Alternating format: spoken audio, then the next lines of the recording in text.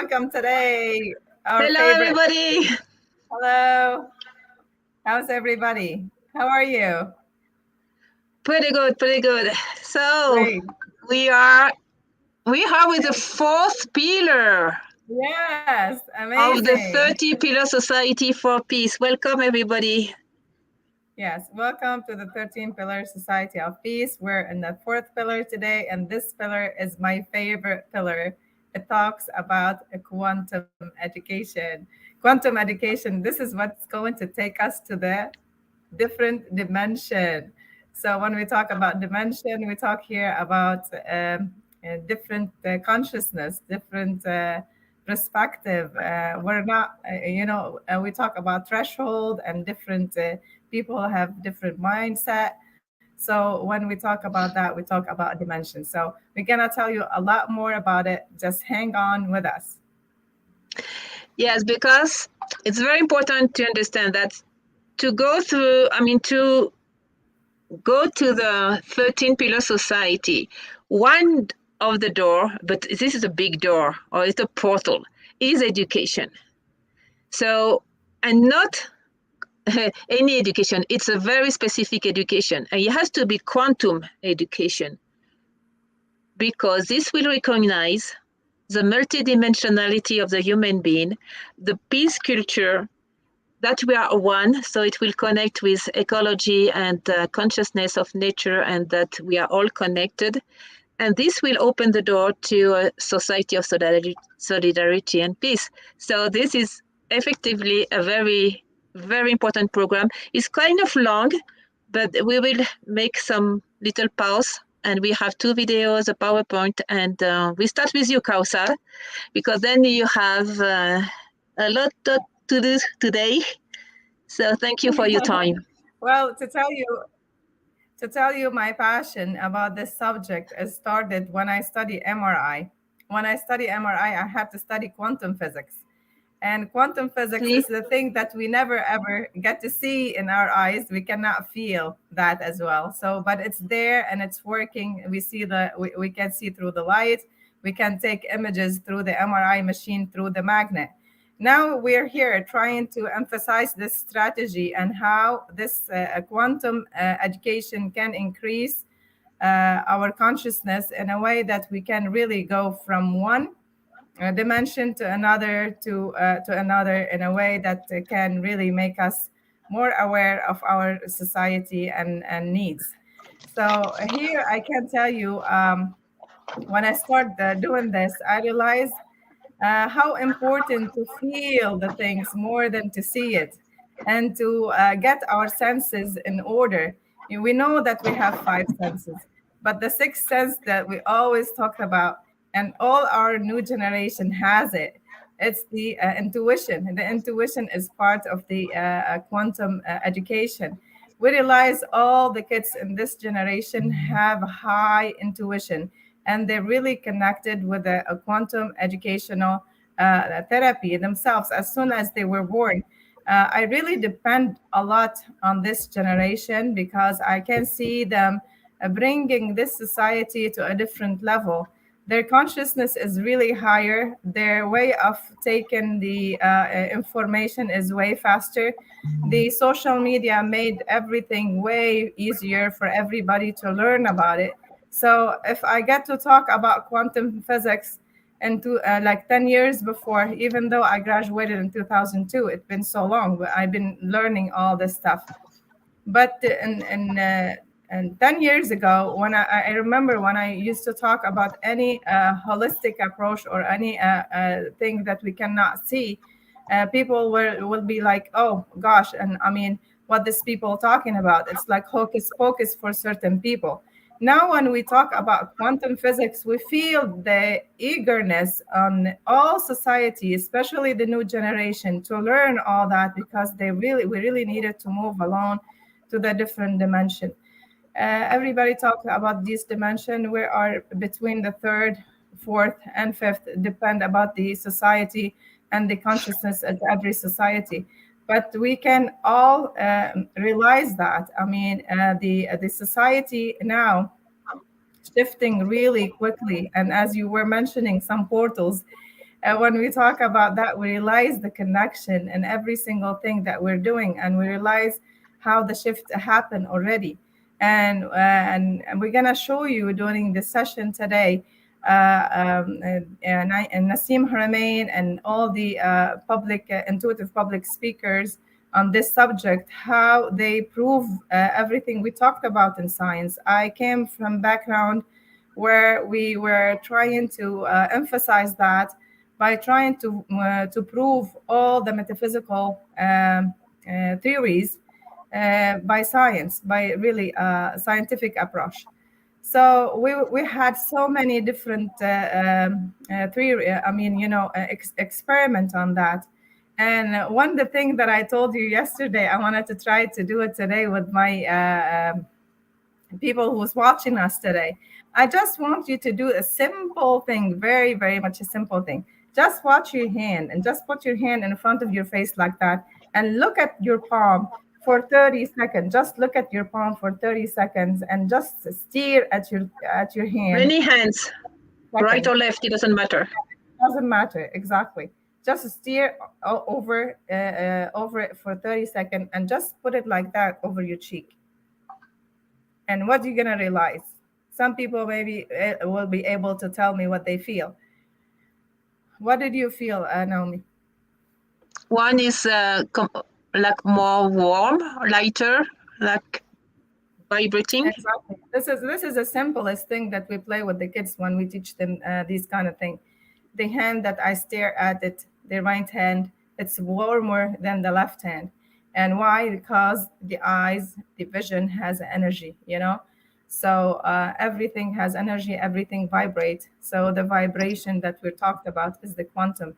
Now we're trying to do it through the electronic equipment, and we can measure things and do things here and there. And there's so many schools trying to create a new society over these kind of strategy that we're talking about. And Naomi, you may be able to. There's so many examples that we're gonna show later on in this session. But I can tell you from the thing that I have seen from the way that we change our approach in teaching as well too. When we do work with kids today, we don't give them the school setting. We don't get them to sit in a classroom and give them the assignment and tell them to read this and read that and do this homework and write this essays and do the test and this and that. You know the protocol. We're trying to promote here a different activity where the kids themselves can be the creator. So we put in the table the process and we give them all the element they need to create something out of it. And you wouldn't imagine how creativity these kids are to promote this kind of intelligence into the table. So I have seen so much or what can I say, brilliant kids, where I really I wouldn't even imagine they can bring these kind of thing to the table. They're very smart, they're very talented, and they really love such a thing like that because they're not bored any longer in the classroom. And then we're trying to promote this kind of activities. When we work with the oldest generation, let's say university and higher activities where we can promote more deep into the computer system and this kind of thing, we realize there's so many different schools for that now. And then over in California, there were more than, I don't know, 40,000 teacher. They were just trained recently on that. And I don't know how many students. There were like more than 4 million over the state alone. This kind of thing now in college. So after they already graduated, they're going back to school to learn quantum education. So these kind of things that can really improve mortality for them, take them into a different perspective, connect them with their inner self, and bring the best out of them too. to reach out really the fifth dimension. We know there's so many other dimensions. We know we live in a hologram. We know that everything. When we say, I remember that you were talking about oneness, and when we talk about oneness, we don't want to say that just because it is. But Nassim Haramein represent every single thing as oneness, from the galaxy and the movement of the galaxy to the vortex to the flower to the, to the simplest thing that we can even imagine into our body or outside in our nature. So everything is very much connected, and we are really one. And we do have an effect on each other. So I know that you guys listening to me now, I know that you need a lot more information about this subject, because a lot of people, they don't know much about it. I've been learning this, and I'm still learning, because this kind of process is forever. So I am here to answer all your questions, and I'm sure most of the school now, especially after all these years, the online now school, it's it's a headache for certain students. But I can see as well the connection from that.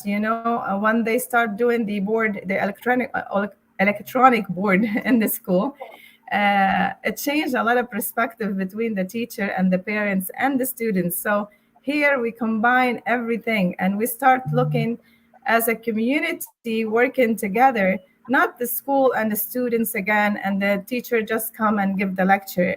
It doesn't work like that anymore. We realize the school here doing a lot more by engaging the parents through the chart they have, and through the kids as well, doing project, bringing this project home and taking this project to their friends, having group activities at the cafeteria, at home. We find so many places now. They're not only in the library. Kids go to the coffee shop and sit and do the project together. We didn't see this before. So we're seeing a new community of kids trying to think alike and trying to improve themselves.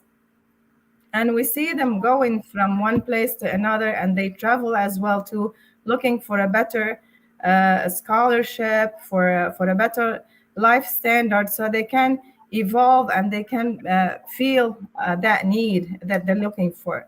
So from there, that we really see that the consciousness of this new generation is rising like a rocket. It's so amazing. It's really beautiful. When I get to work with them, actually, you wouldn't imagine that I learn from them a lot as well too, just by doing that.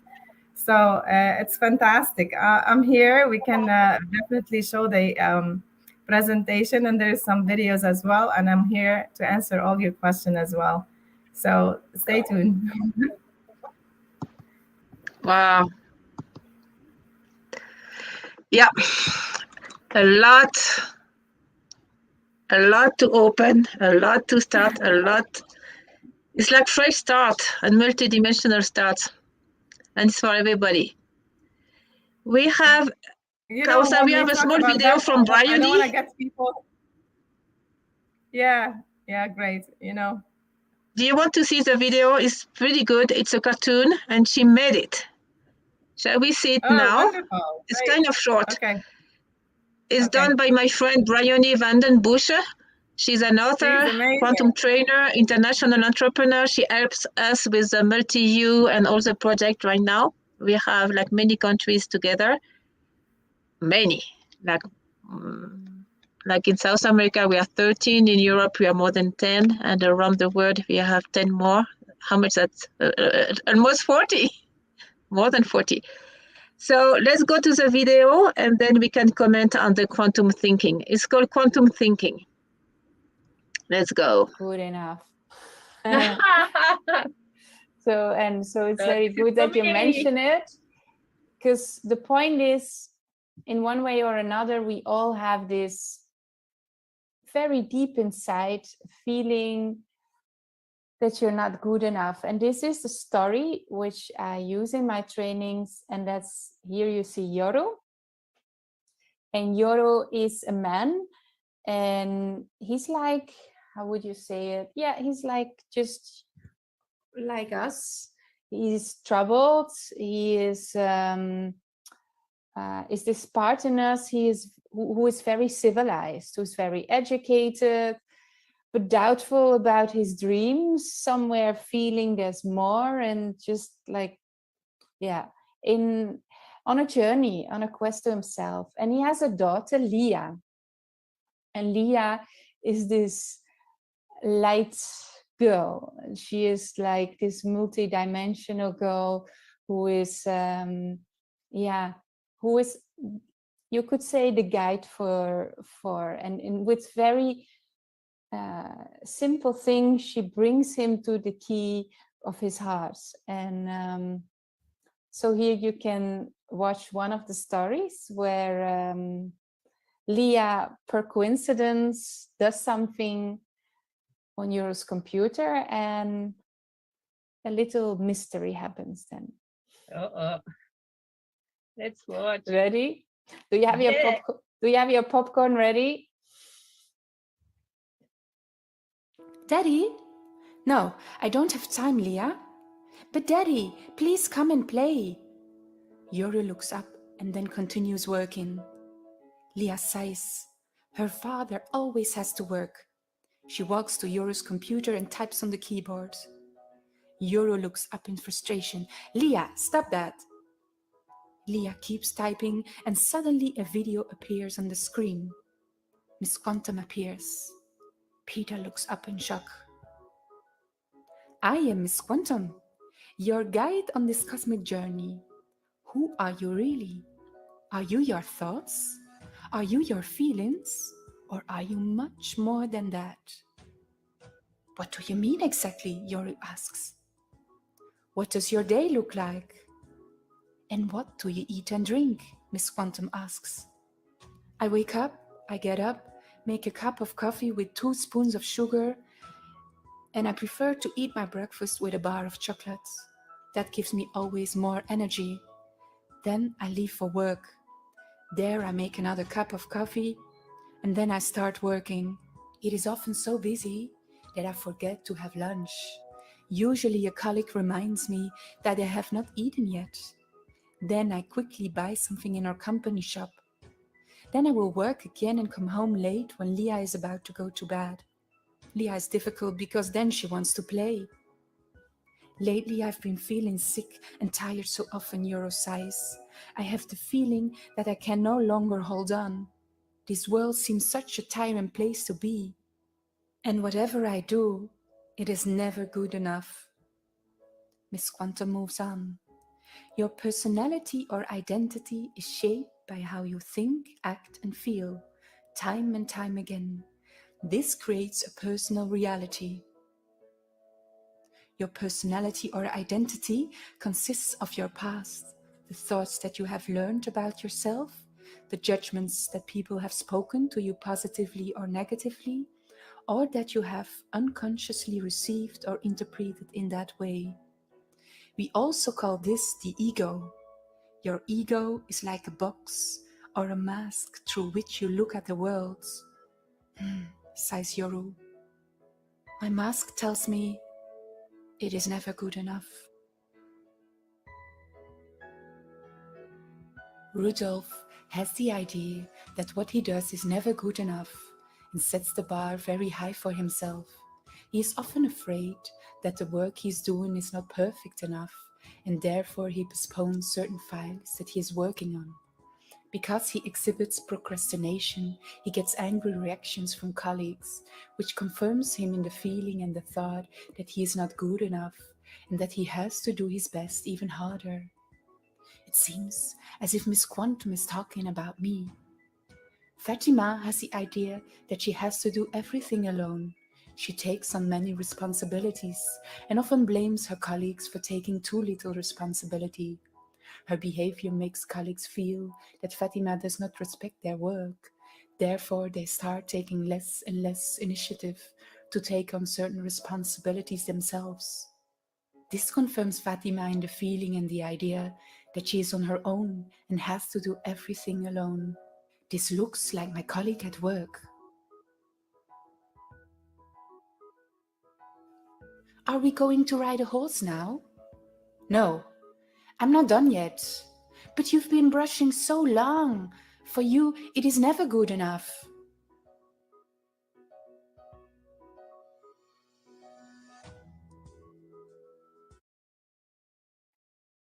So,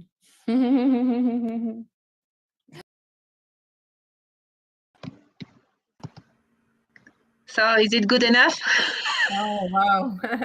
It's always the case. Yes. And we do this with the kids again too. It's not only because we grew like that. So when we grow up, we always feel like we're not enough. We're not doing enough. And this is what we're trying to promote here in Education 3000. We learned this from you, Miss Naomi, when we teach our kids to love what they do and to do it from their passion and to look forward for what it is for them and on this to learn. Because every single activities and every day it has purpose for it. I learned from my teacher in the morning you have the full capacity, which is energy. We talk in quantum energy as well here. We have the full capacity to do anything that you wish you can do in your life. In the morning you have the 100% energy to do it. When you go to the bathroom, you brush your teeth, you put your clothes on, you go to the kitchen, you realize, oh, there's a trash that I need to take it with me. There is some stuff here need to be cleaned. The table is broken, I need to fix it. Oh, the bathroom is messy, I have to come back and clean it. Oh, I have to do the laundry when I come back. Oh, there's so many things on my mind already.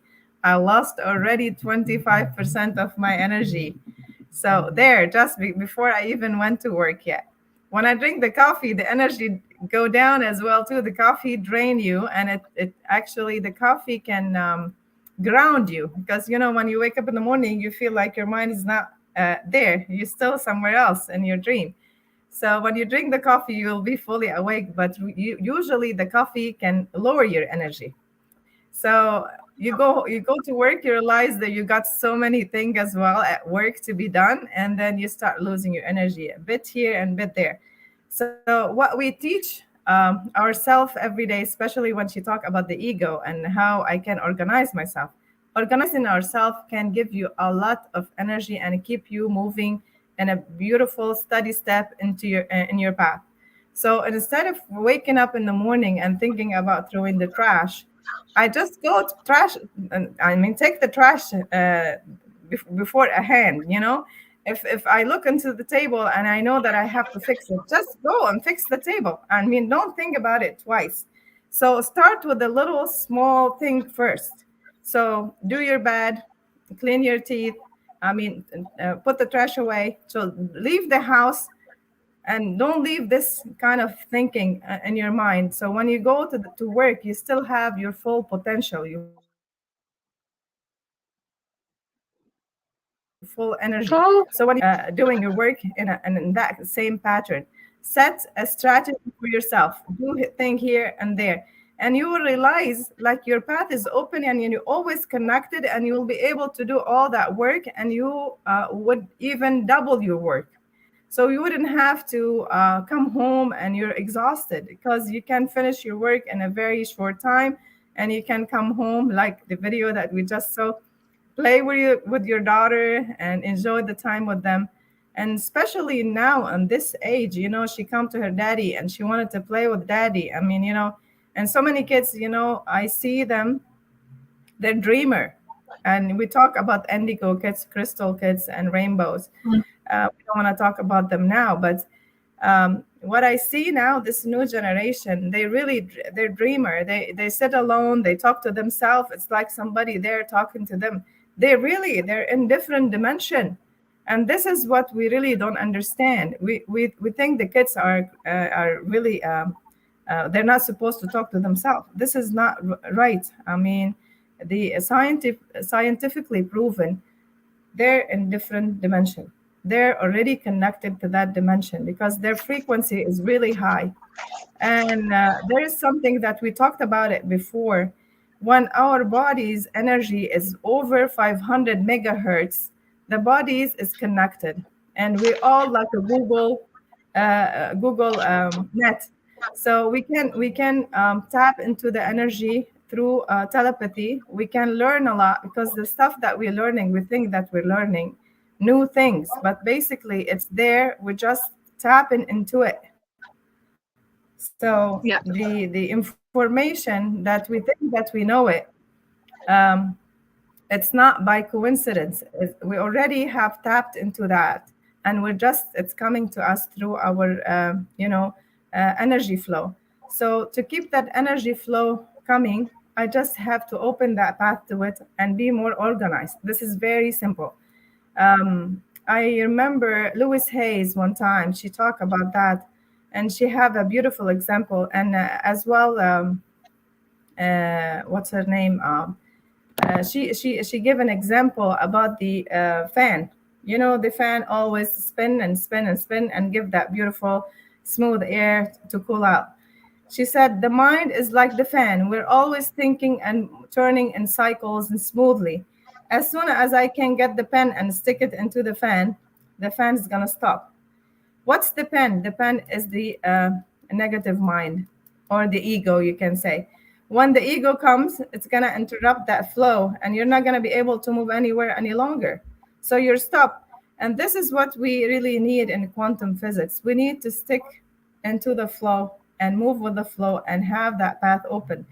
And this is what we're trying to change the school system into a different school.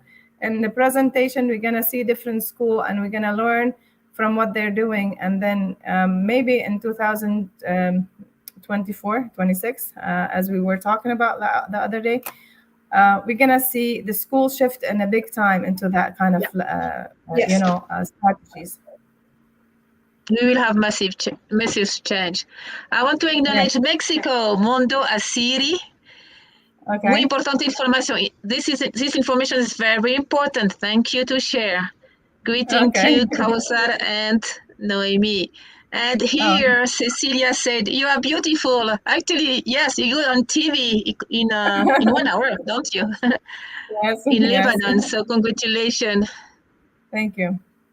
So maybe before you leave, do you want to help a little bit with the slides? At least the beginning, and then you tell us when you have to leave, and we will go on with Giovanna. Giovanna is in the studio. Yeah. Hello, Giovanna. Hi, Joanna. I have time till 6, so after I will leave at 6. Okay, so let's start here, and I will take away the banner up there. So we go to the fourth pillar, quantum reconnecting. It's called quantum reconnecting education, and we will see why. Okay. There is, where is this? Maybe this one. Maybe Giovanna can find it. Ah, yeah, I found it. Okay. So we can see the slides. Quantum reconnecting education. By the way, the book, it's a pocket book. It's very easy to read and it's very fast. It's in the website. The website, I know Giovanna can find it, education.info. An education to rebuild an inner and outer world of peace and solidarity. It's not because it's fancy or now it's the fashion. Now everything has to be quantum, and multi-level and all that. It's real and it's very practical. And why do I like it? Because it will help us concretely to rebuild the new society. And this society is a society of peace and solidarity. So it's extremely important, actually. Actually, you know, our next pillar is the peace and solidarity. Next week. That's the fifth pillar. So now we are in the fourth. Remember, we are in the program called 13 Pillar Society with 30 concrete aspects we have to know about to co-rebuild and have this new society we want. It's very practical.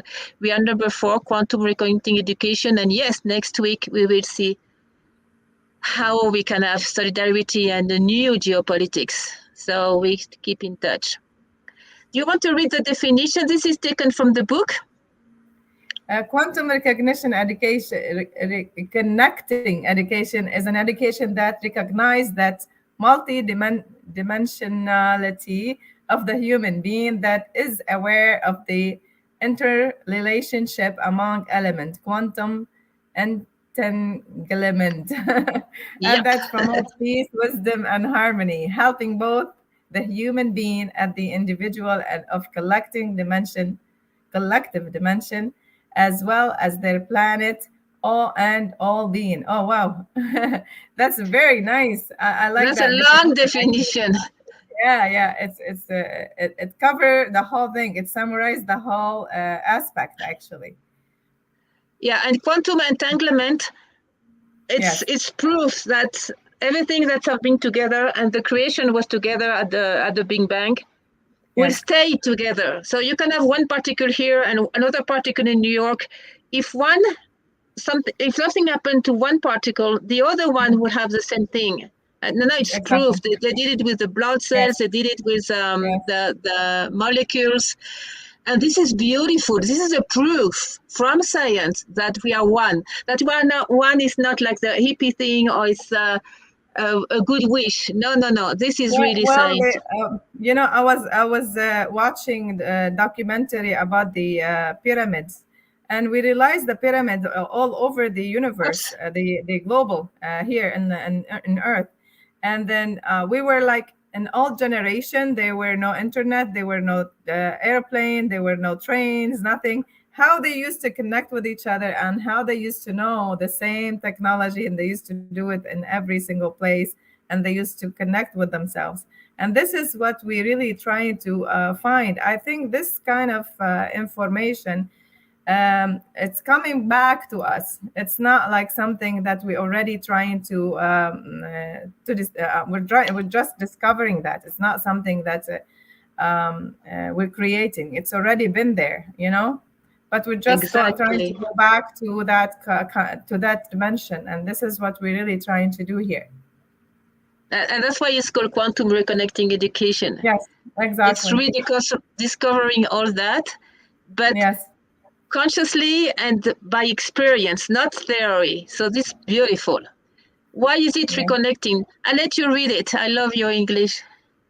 I The have a quantum French accent, but education is I called think everybody can reconnecting. understand me.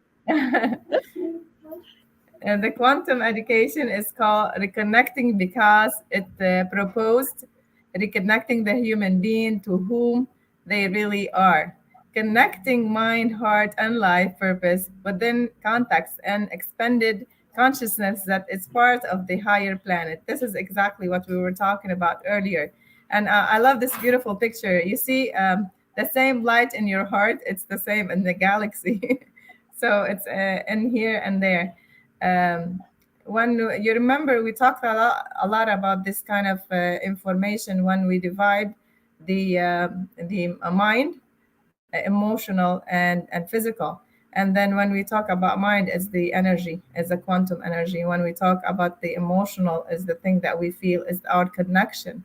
And when we talked about the physical part, is everything that we see here and there.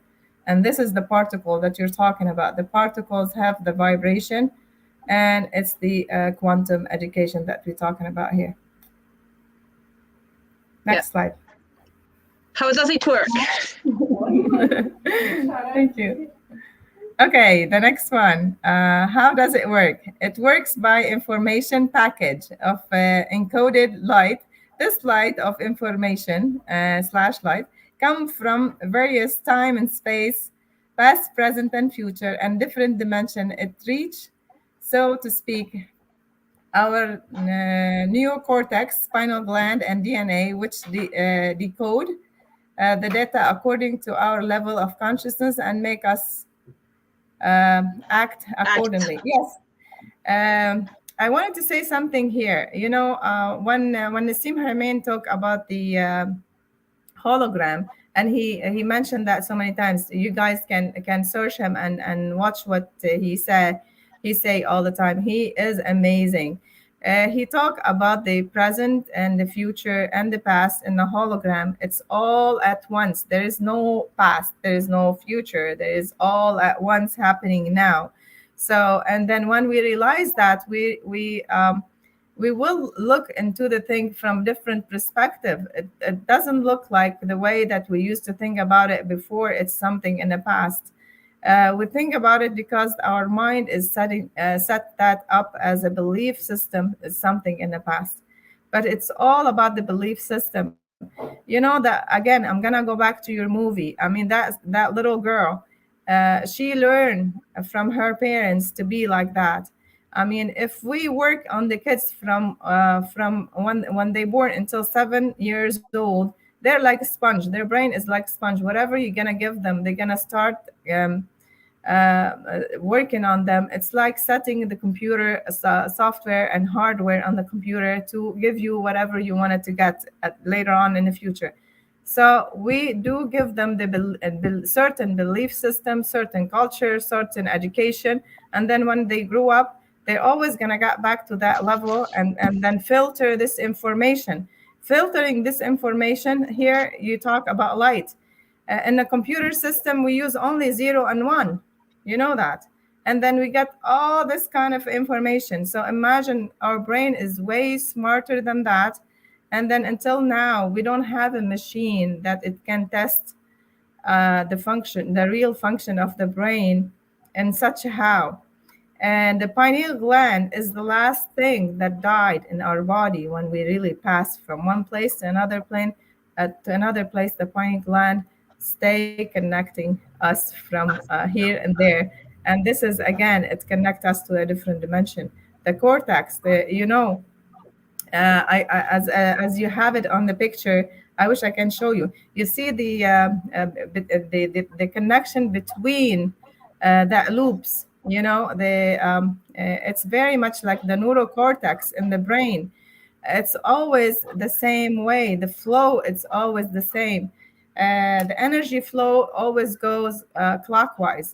When the energy flow retrograde, we call retrograde for certain planet as well. So turn the opposite way, turn against the clockwise. We know this kind of energy is negative and bad, and this person is kind of sick. When we do the certain healing, we can feel this energy is turning the opposite way, and then we try to clean it and release it and move it back to the way that it used to be running.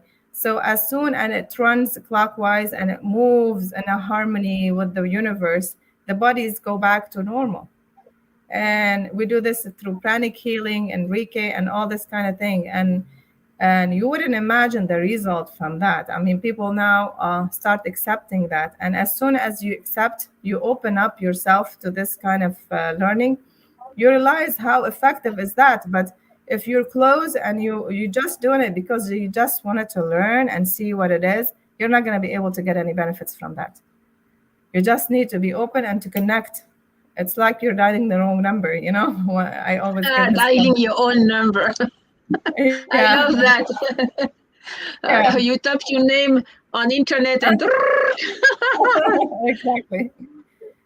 Kausa, this is like a little comparison between the old paradigms and the new paradigms. This is from the book as well, and the book, you can always have it here. It's a pocket book, as I told you, but we can take a little of ideas here, like the first one. So energy and intention matters is manifested. And before that, it was not like that. This is quantum thinking. And this is what we have to teach inside the school, because the kids, they already have this quantum thinking. So this is a huge switch. I mean, if you compare these columns, you can see a switch, a change of 180 degrees. Is completely the opposite. So it's a big shift for humanity, for us, for my generation. It's like this education and this kind of kids and young people, they threw away, I mean, they change everything. It's a flip completely. See, the other one, we have different dimensions in the human beings. This is Planck. Yes. And before, it's impossible. It was this, matters, 3D, and that's all. And that was very narrow vision, narrow paradigms, narrow way of life as well. It was almost slavery. It's a mindset. Yes, absolutely. Let's see the next one. You made me think. You made me think of Jane 108. You remember him? On his teaching, he have different perspective for geometric and algebra. So when I used to go to school, I love really these two subjects, that math in general. And I used to love my teacher, and I was really good at that. But I realized other students, they were not good at that subject, and they were like, "Why do we have to learn this? We're not gonna ever, use it. Why do I have to learn geometric and algebra in my life? I don't want to learn it." We had so many arguments with the students as well for biology and chemistry and physics. They were like, and especially when you go to college and you feel the eager to choose your major, and you realize always there is elective class. They call it elective, where you get to go learn these kind of thing all over again, to learn the math and science and biology. Nowadays, I remember when I used to be in a class, I didn't pay attention to that because most of the students, they were like, they don't like it. So I feel left out when I go study and come do the test. And the students were like, "Okay, you're the only one geek. You just like to do this and that." And now I when I watch Jane, I was trying to go back to what I have learned in college, and I was like, okay, this why I learned geometric and algebra, because I wanted to understand secret geometric, the thing that he teach on his sites and classes that he give online. He is phenomenal. When I start talking and taking his classes online, I realized the connection between this dimension and the other dimension. And this is exactly what you call in here, what you talk in it here, old and new. We see this big shift really when we understand our universe the way that it is. We know just a little bit about it. We don't know much about our universe. We don't know much about ourselves as well too. And this is what I was telling you earlier. Our mind is really so powerful that there is no such a thing can really know exactly how it works, how it functions. As an MRI technologist, I work in a FMR, MR. So this is like functional MR, and this is 7 Tesla. 7 Tesla is the highest magnetic field with the highest speed as well. So the highest the speed, that the more clear information that we can get from our body, and faster as well too. But with all this new technology up till now, we cannot make it fast enough to speed up and realize exactly the information that our brain and our cells do. So we're still kind of way far from the reality that our ancestor used to have in all days. And I think there were certain generation, they were smarter than us, and they knew this stuff, and we're just trying to learn it again. And look at this one, this number 6, waves and particles alternate with each other. So you can type on Google double slit experiment Yes. from Jung, and that's 1801. That's 2 centuries ago.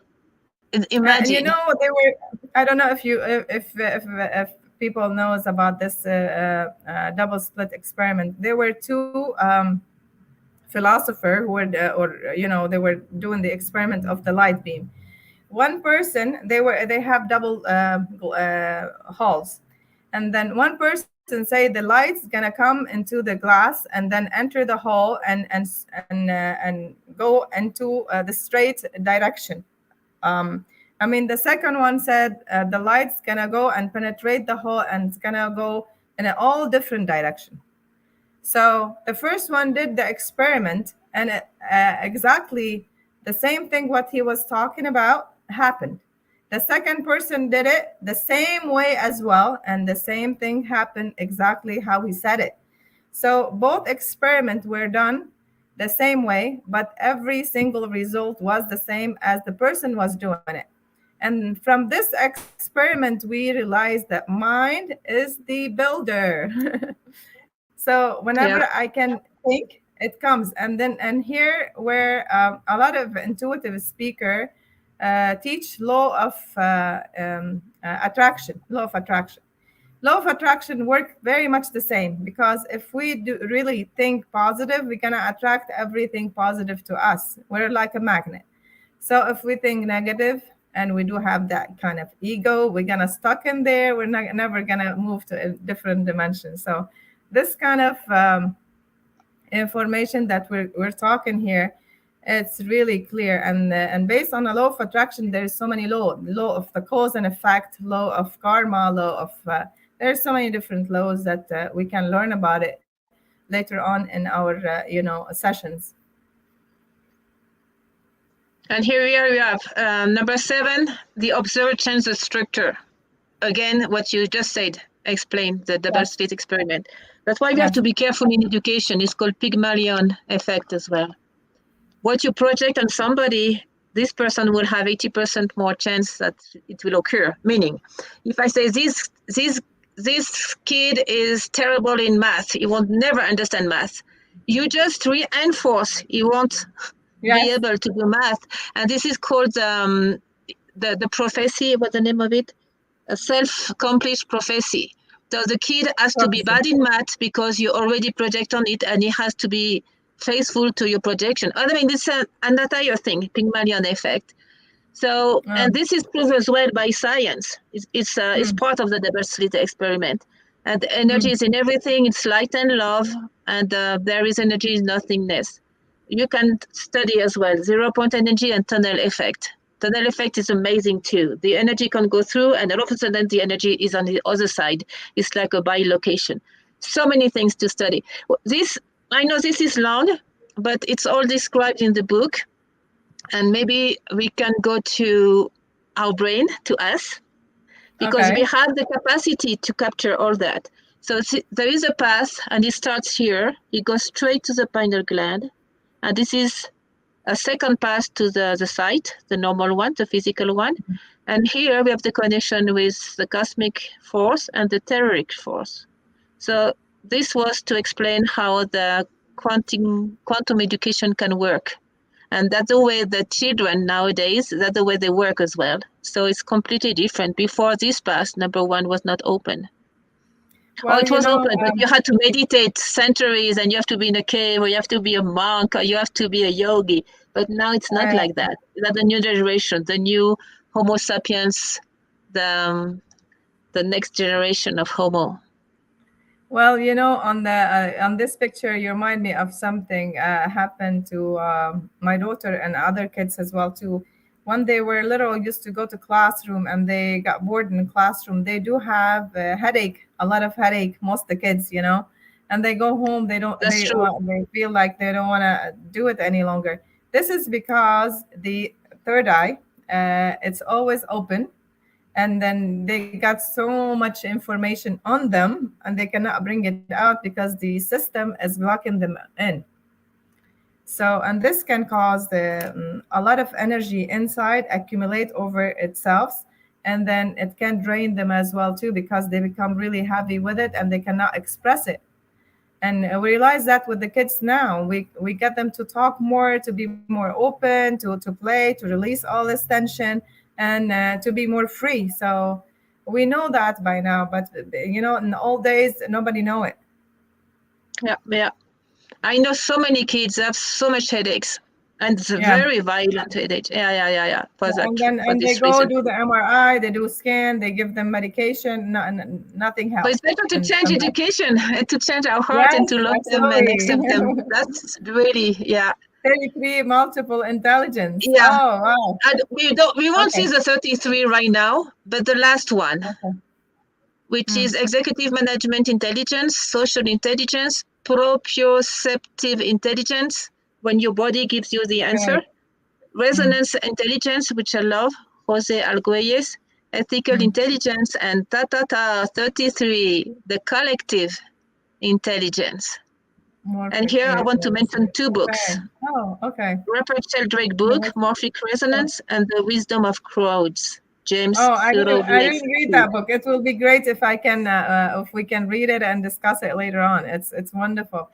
especially for the people who are watching us and like to read. But Number 33, actually, it's a leadership number.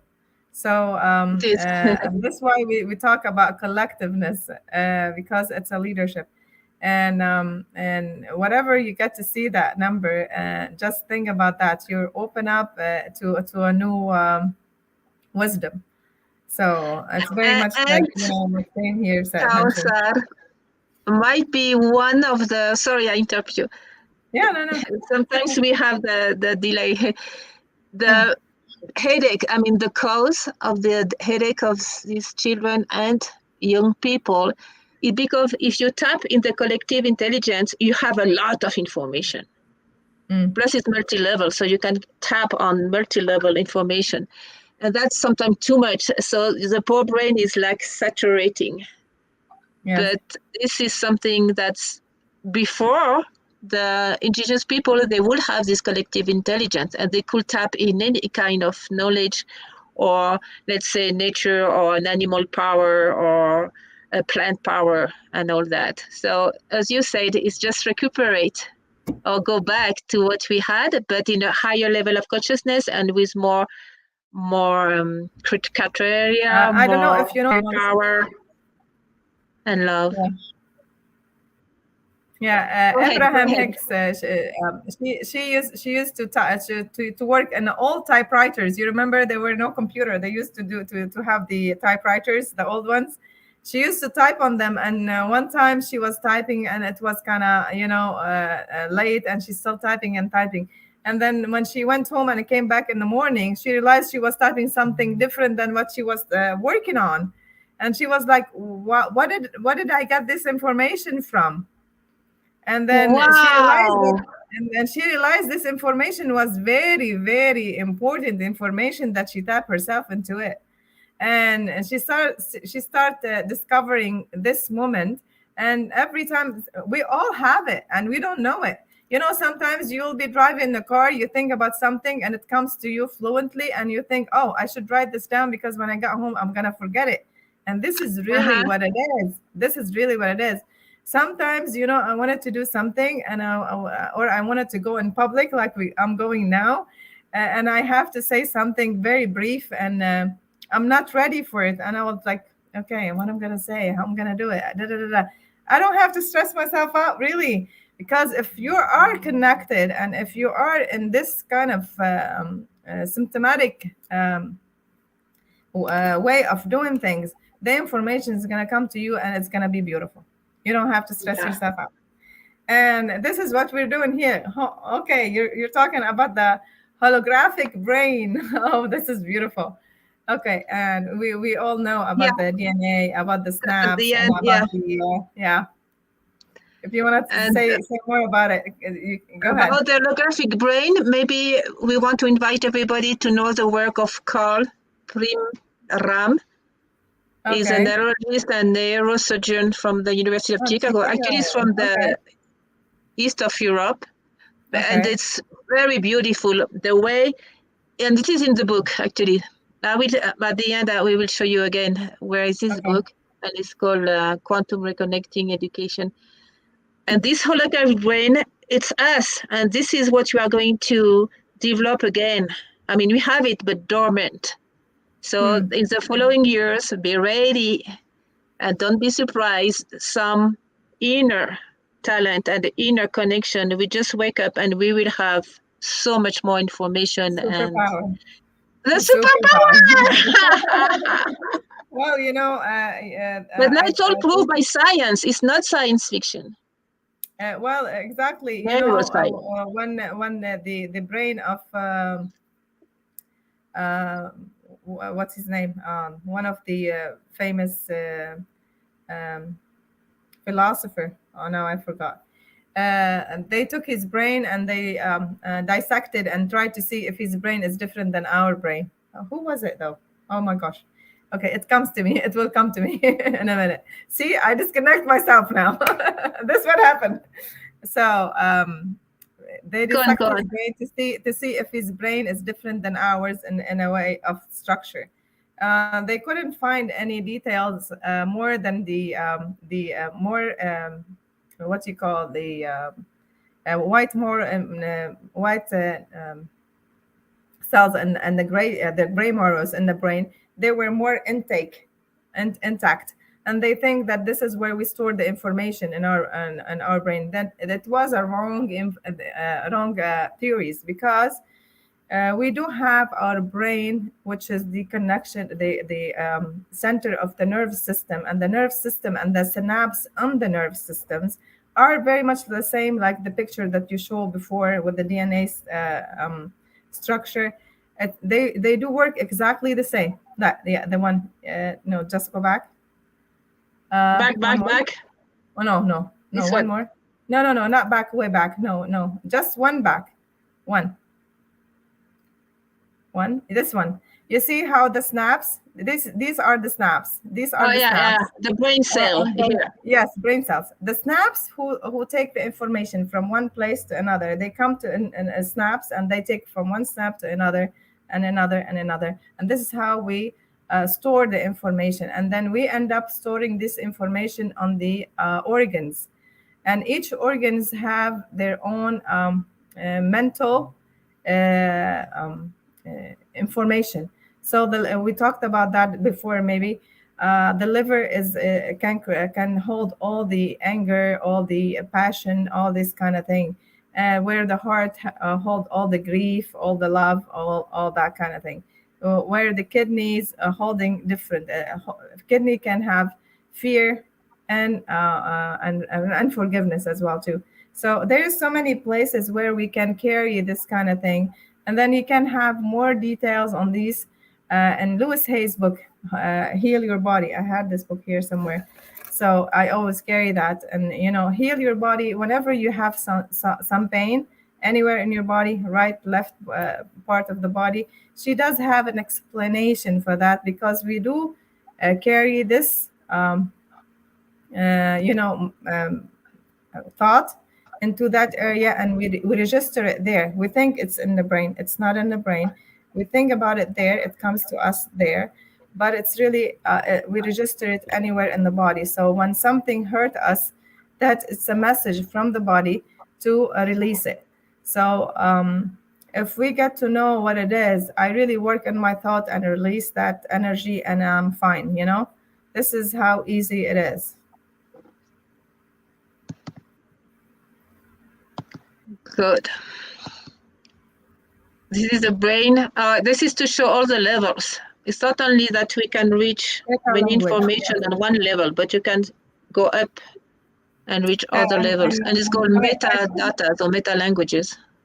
The meta languages is the frequency language.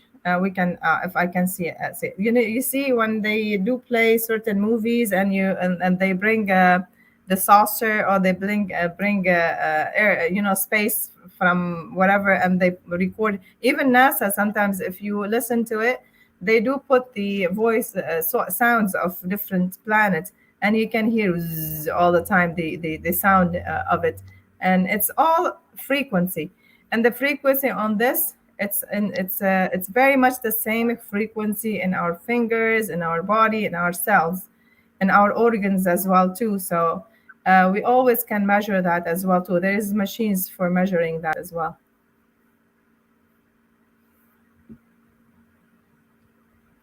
This is another book. It's called Curricula for Life. It's not in English yet, but there is a whole chapter called the Quantum Educational Space 4000, 5000, which is the following step to 3000, from Education 3000.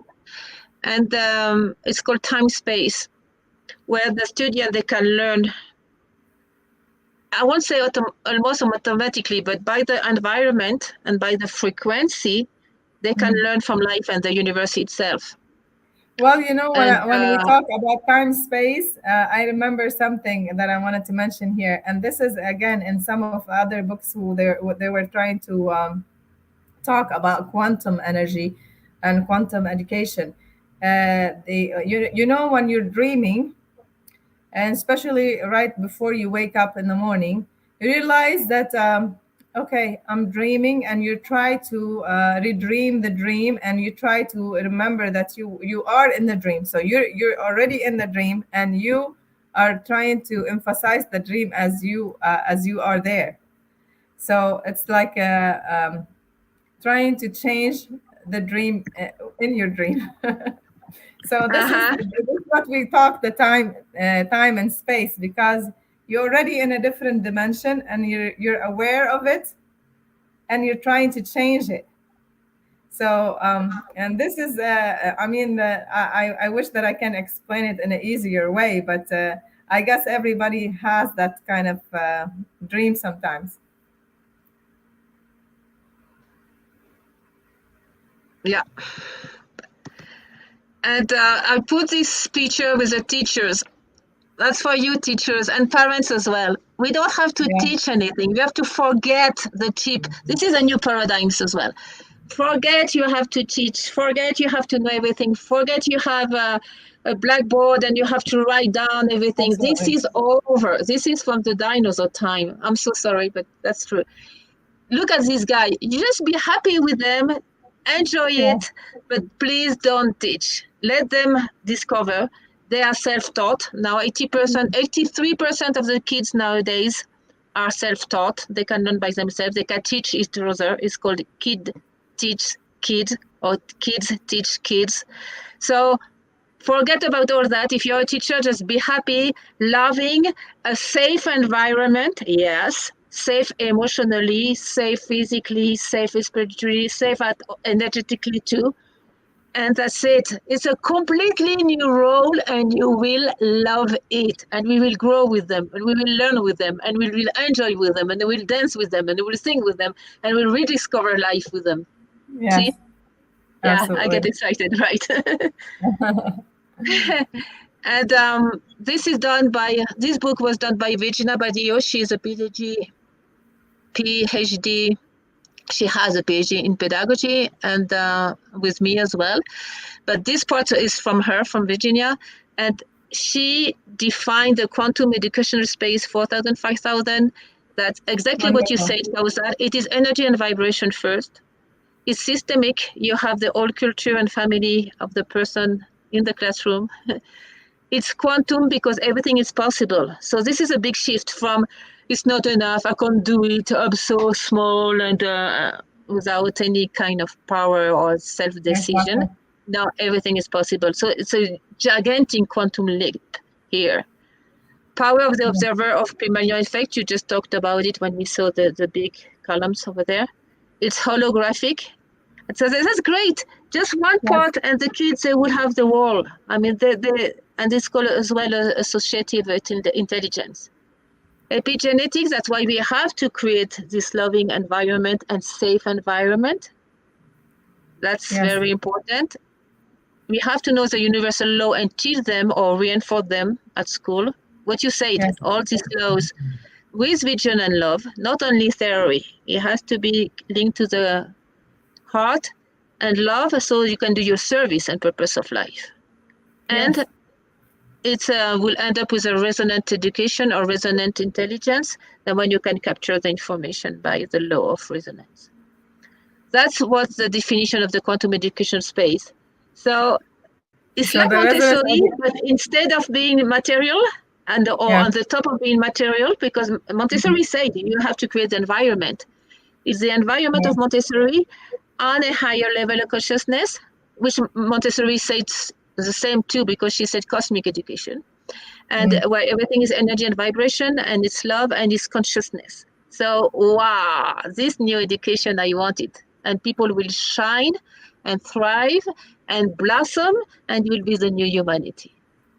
Yes, absolutely.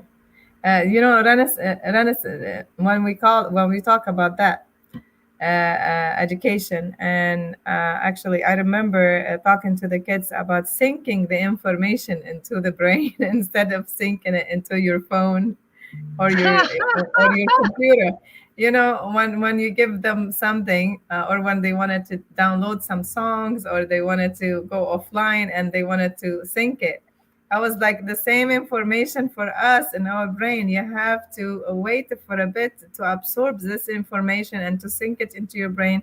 We have to keep repeating this information over and over. We have to tell them how much we love them. We have to tell them how much we appreciate being for them being in our life. They choose us to come and learn all this kind of thing, and we're learning from them as well too. It's not like it's like I know more than my these kind of thing. So if I really put myself equally with this beautiful soul, that little tiny small soul, you wouldn't imagine how much you can enjoy your time and feel really how important is it to just grow together with them and let them grow in a beautiful environment, as you were mentioning.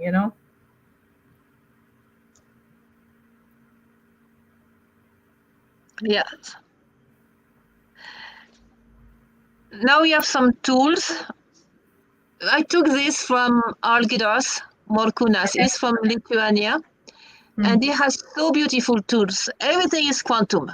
I don't think we will have time to go one by one. Maybe we will do a second program. Maybe I will invite Algirdas to go deeper in each tool.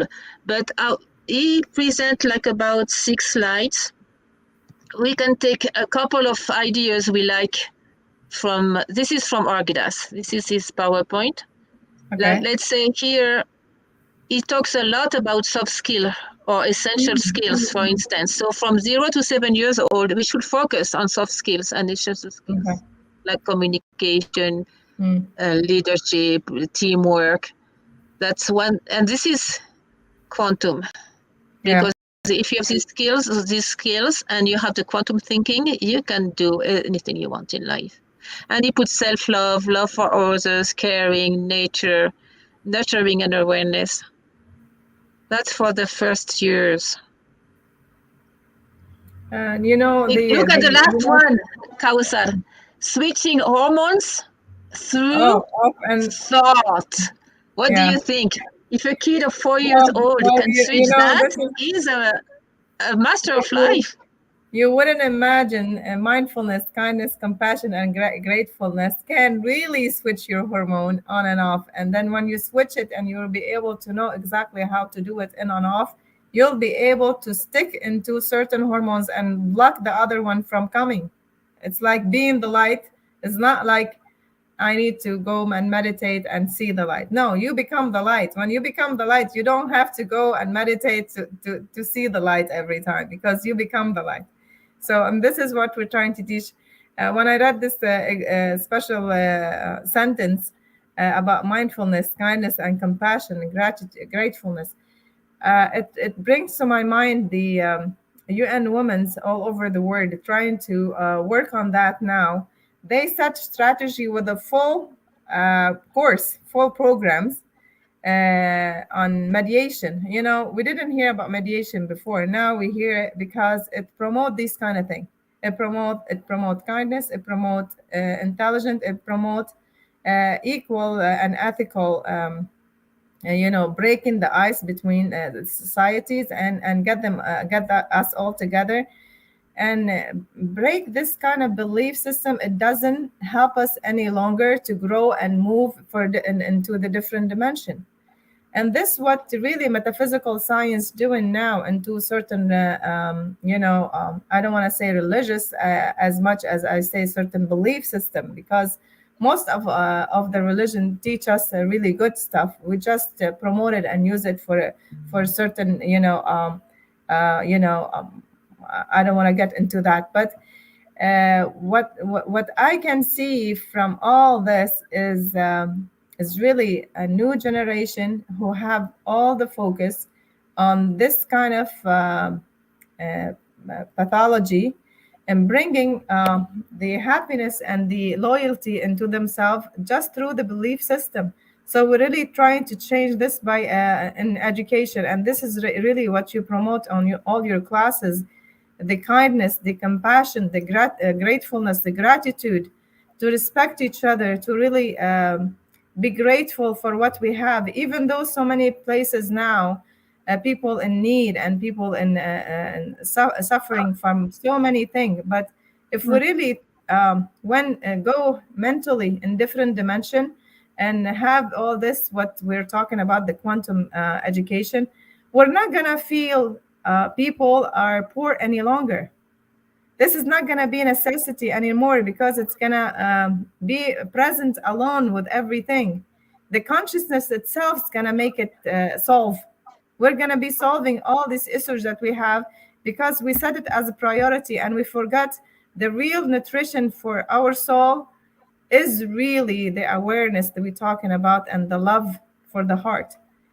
If you do the thing from the love of the heart, nobody on earth gonna be hungry, because everybody's gonna be helping each other. If you do it from the kindness in your heart, no one is gonna sleep without being comfort in a home. So we really need to emphasize this more and try to focus on this kind of thing and put it as a priority in our life to and be dedicated for that. And as we really, that we're working all night, day and night for this, it's my passion now. And I can tell you, I have 5 more minutes with you, and I got to go. 5 minutes. So let's finish. We will finish with Giovanna. Okay. Let's do the ecological awareness education. It's still from Argidas. I am with his slides now. Okay.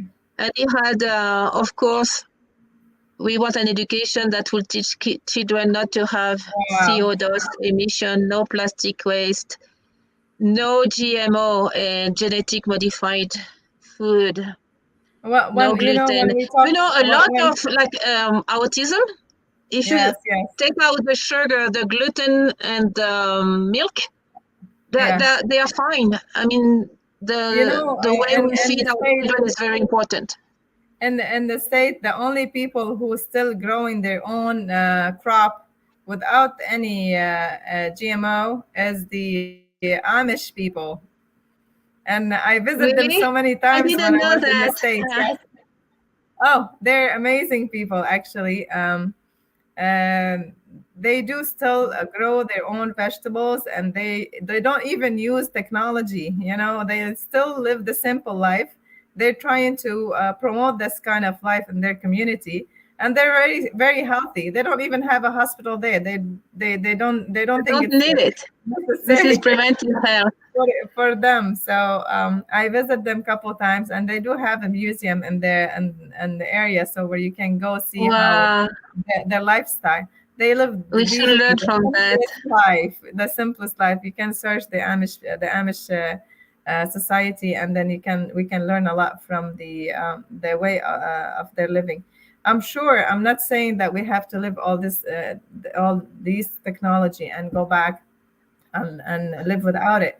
I'm saying we can use this technology for our own benefits, and we can use it for our own sake of moving along for a new, different dimension. We cannot keep this technology away, especially if we're talking about quantum energy, because these kind of instrument that we're using now, this kind of app, this kind of computer, and all this gadget that we're seeing alone and on the market, they're all going to help us to move into this dimension. You were talking about the sugar. The sugar take the same place in the brain where the nicotine goes. So you see a lot of new generation here now. They do smoke a lot, and they think, they cannot quit smoking because the nicotine. The sugar in the brain, when I was doing MRI as well too, I always go back to this. The brain highlight in the same area where the nicotine, trigger, the sugar trigger the same. Gluten, because we did change from 20 gluten on the grain to 80. So the shift was really big. This is why now we hear about gluten. In old days, we didn't even know what was gluten, what gluten was. Now, because it's so much into the grain, and they changed a lot into the GMO thing, we realized the sickness, a lot of sickness as well too happen in the intestinal tract, because the gluten is like the glue. It's you can tell from the name. It sticks into the intestinal wall, and it creates. It's like a glue. Exactly. Like gluten. So this is why people stop eating bread. And the bread in so many countries is the food for the poor people. so they cannot stay without it. So what they have done, they make the grain bigger so they can sell it for more, and they thought this can be solving the problems for the poverty in the universe, which is didn't do that. And allergy as well. Allergy comes from that. We talked about this before. The allergy comes from the free radicals that comes from the chemicals that we use in the plants and the pesticides. So we really need to water our plants with clean water. I maybe I can show you the picture next time, but I have Yes, a little please. kid, little kids watering the plants with Pepsi, and the other kids watering the plants with water. And they both were like, one of them was sad because his plant died, and the other was happy because his plant was growing. And then I was like, yeah, if your plant died from Pepsi, or soda, uh, um, why you drink it yourself? And then, I mean, this is all sugar. You know how many spoons of sugar on the bottle of on a cup Like a of cup. Pepsi, or yeah, Uh-huh. the soda. Uh-huh. So if we try to teach our kids about that and try to keep them away from these kind of thing, I think we're going to move in a way better, healthier lifestyle and healthier community as well. And I can stop there, and I'll see you next Yeah, time. I'm sorry that I got to go. we will I go wish you the next best. week. We wish you a good TV interview. All the Thank best. you. And take care. We Okay. I see love you. you guys. Bye. Bye-bye. Take care. Bye. Bye. And now we are with Giovanna. Giovanna, do you have your microphone on? Yes, I do. How are you doing, Noemi? I have my Perfect.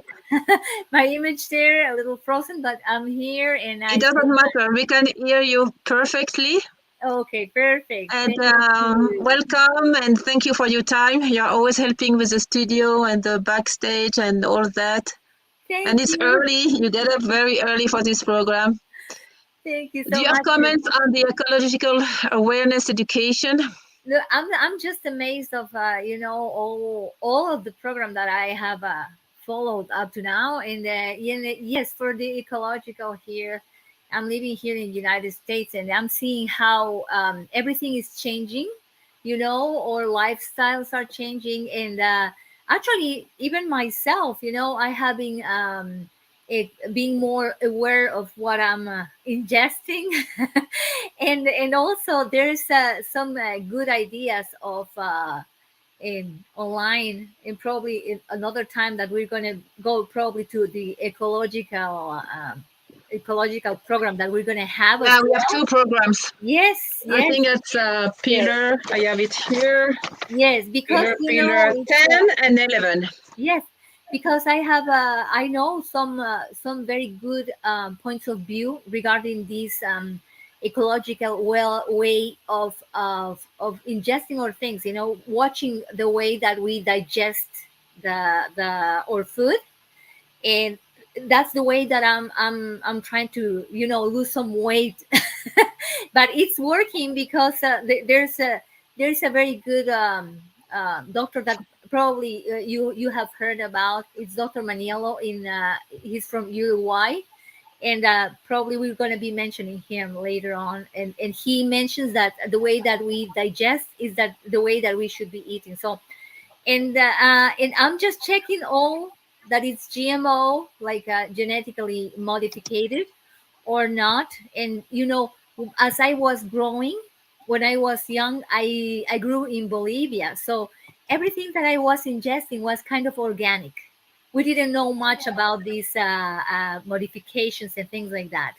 And in okay, and now that I'm living in another time of my life and in another place, and I have been more aware of what what a blessing was to have grown with this kind of in food, and the way that we ate, the way that our grandma and our mothers cooked. Yes. So yeah, and it was a very good uh, way to understand, like as you grow more in consciousness and awareness, you actually are seeing what you are putting in your body. And as Kausar was mentioning, with these kids, how to teach them and how to teach them what is good for them, because we have to remember that our bodies are our vehicles. Yep. Yes. And look at this one. I like the last, almost the last one. Focus on seeking for beauty everywhere, acknowledging all life forms. Yes. That's, imagine a class when you see beauty in all nature and all life forms. Yes. Wow, this is really raising your level of Yes. consciousness and Yes, I frequency. love it, and the kids love it. You know, it's like I had this class of painting class, and they actually went to nature, and they love to see all the things. You know, all the little Yeah, insects, all the little plants and yeah, flowers, and it is because that part of us, that it's our essence, you know, the essence of everyone, the part of energy, the part that it's giving us life, that it's recognizing the same life in whatever we are seeing there. And the kids are more in contact, they're more in connection with that, so it's easy for them, especially when they are little, when they are young, to recognize the same light that is in them, like going around in everything that surrounds it. And you can see their faces, and we do not want to lose that. yeah. Yes. And I remind you, these slides are taken from the work of Argedas Borkunas. You have his email here if you want to be in touch with him, a.mork@yahoo.no, N-O. Yes. and It's and very interesting. Maybe we can do a program only with tools and see if we can invite Argedas, because this yes, is very practical and new. yes, that would be great. And I'm thinking that he has also a book, isn't it, that's called Bye Bye Homo Sapiens. Yeah, I will show you at the end.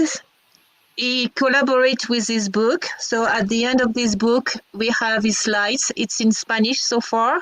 Uh-huh. And this month, in May, we will put this book on our website.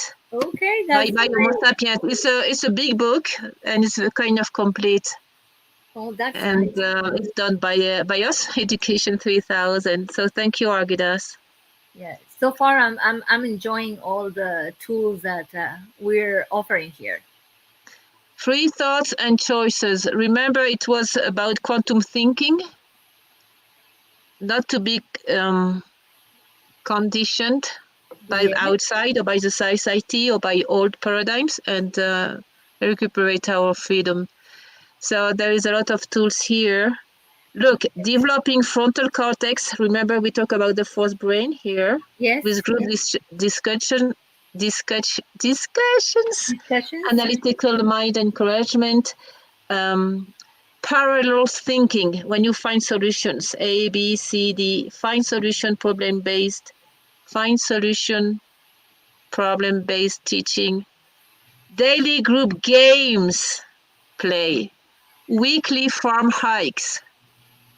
I'm thinking See? that that's a very important part, you know, like to have the kids go out of the classrooms, Yes. because they, you know, they have so many hours in classrooms that I do not know. It's like sometimes they say like these are like a jail, some of them. So I'm thinking that these hikes and encouraging them to have some even classes outdoors, you know, like wherever of course the weather permits.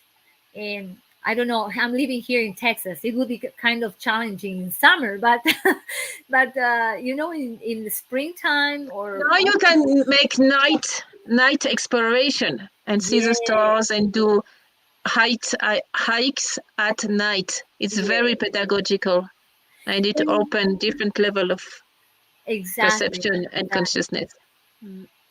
Yes. There is one I really like here: learning how to take care of animals. and weaker ones. It's very good for empathy and how to, because usually when you are a child, you are the last one of the chain, no? Yes. Let's say the husband takes care of the woman. That's the old paradigms, of course. The woman takes care of the kids, and the kids takes care of the pets. nobody. So we can have the pets, the animals, nature, and Plants. learn how to help weaker ones. Yes. I think it's so good. I love this one. They do love it, and whenever you let them take care of them, they give them this responsibility, and also they allow them to to recognize that in every species there is life, and pretty much it's the same life that it's running as we mentioned in everyone. And also with plants, Noemi, like seeing, yes, having them have their own plant when they are little, and see that little plant growing from seed. It's something amazing.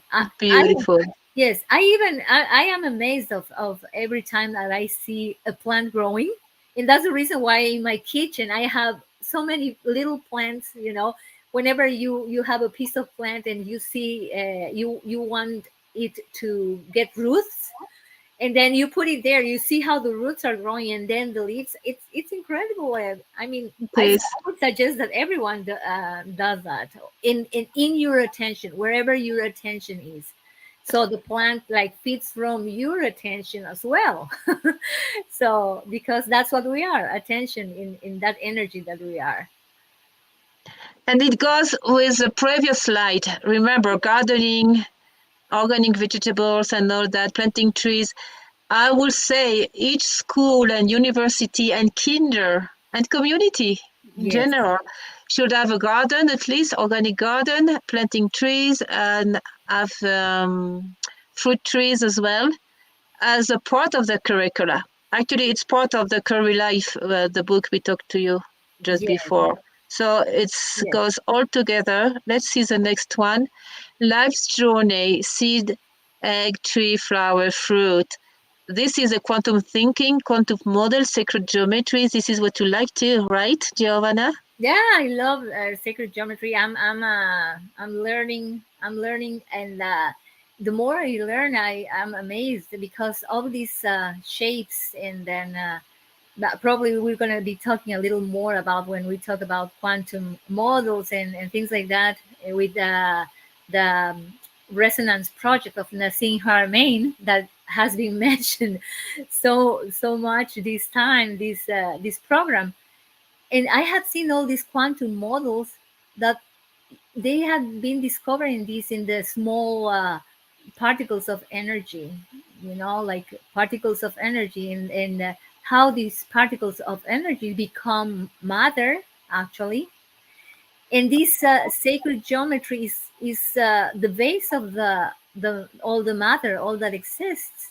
So it amazes me, and I can see it in every plant, and I can see in the way that the flowers are growing, in the way that especially nature, like it's very evident in nature, in the snails, and in all proportions. So I'm thinking that I'm looking forward the the program of sacred geometry, and also yes.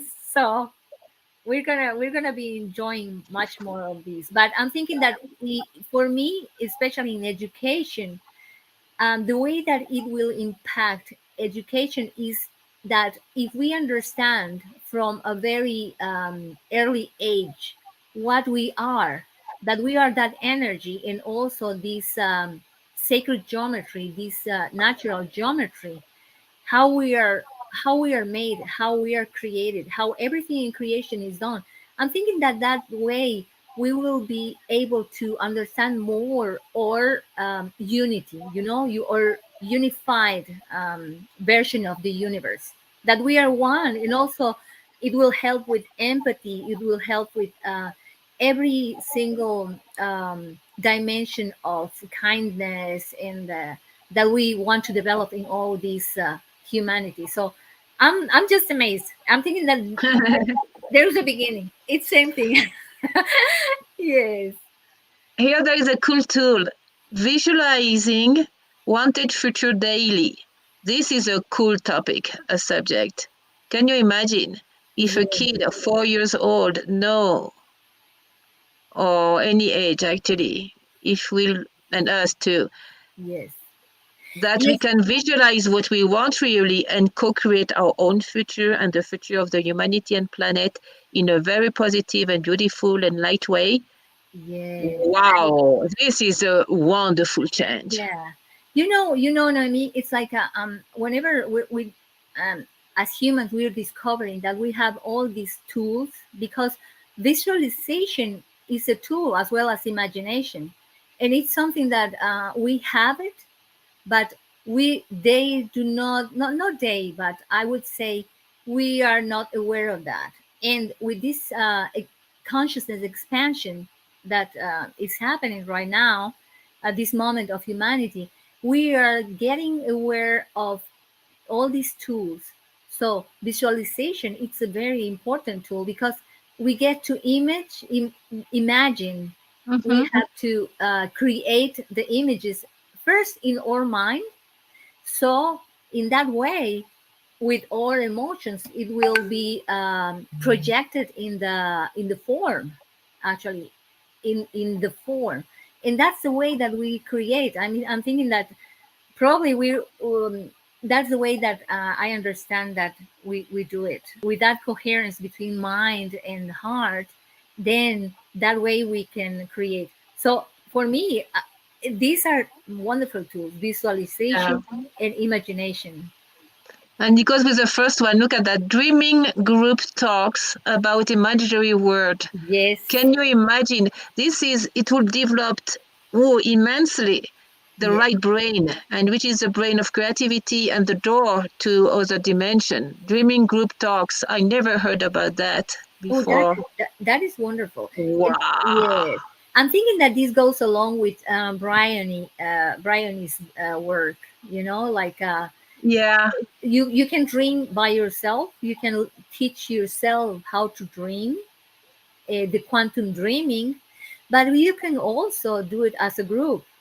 That would be great. Can you imagine that since an earlier age we are taught to work as a team, but in dreaming one beautiful world, one beautiful universe. Oh my gosh! So I'm thinking that this should be something that we take very good care, and we pay attention to these two especially. Yes. Let's see what we have next. Fibonacci, that's your favorite one. Everywhere. Yes. This universe is based on Fibonacci or Fibonacci sequence. I would say and the golden rate. Fibonacci. Yes, Fibonacci. Yes, because that's what I was telling. You can see all this geometry and the proportions, isn't it? Sacred proportions that the Fibonacci spiral suggests us. Since I came to pedagogy 3000, education 3000, I have kind of understand more about what Fibonacci tells us, and you can see all those proportions and see how the spiral goes, and how all the proportions become the same until the infinite. So that way you can, just by seeing all these images, you can remember how creation is. If we come from how is the same in a big way, like in a macro wave, as in a microwave. Like it's very interesting. It's very interesting. In plants, in everything from galaxies to plants, you can see it passing through humans. So yes, and we have reminders all around. When you go to the All beach, around. when you go to the beach, when you go to your garden. And when you The next one is still from Argidas. Yes. about an education that will teach quantum leap and universal effect, which is all the universal laws, Yes, yes. The law of and attraction. Yes, the law of including attraction. astrology, universal laws, power of thought, law of attraction, quantum flip, Yeah. And the power self. of thoughts, you know, from this one, and I would put the power of thoughts in an early age as well, because um, whatever we thought we are thinking, we're going to be expressing it through words. Okay. And from whatever you're imagining, you're going to be expressing it to words, and your words actually are going to be the frequency that is going to be imprinted in this space, in this quantum space, and you're imprinting this, and that is what is going to be formed along with your emotions. So I'm thinking that whenever you explain a person why your thoughts and why what you say in of course the way that you act, but mainly your thoughts and what you're saying impacting your life, it's very important. I remember that I when I was learning this, I remember after I have to say something very nice for me. Okay, I am beautiful. I am kind. Something nice, because that way these nice words are going out. That nice frequency is going out through me, and then it's going to be imprinted in the universe, and the universe is going to be nice with me. It's going to be a mirror for me. So and I was explaining to my family as well, because we're so used to tell us so many judgments since we are we are growing, like we're not good enough, or we are I don't know, if I don't look myself very nice, I'm gonna see I'm this or that. In that way, we're kind of imprinting that and kind of forming that idea of us in our minds, and it becomes a habit. So that Yeah, yes, and it's hard to take out. yes, yes, Next one, healthy body. This is so similar to the blue petal. The yes, blue petal, both in the 7 petal school proposal and the 13 pillar society. We talked about that, pillar 1 and 2 actually. And Argidas put it too, of course. Improvising in exercising, I like that too.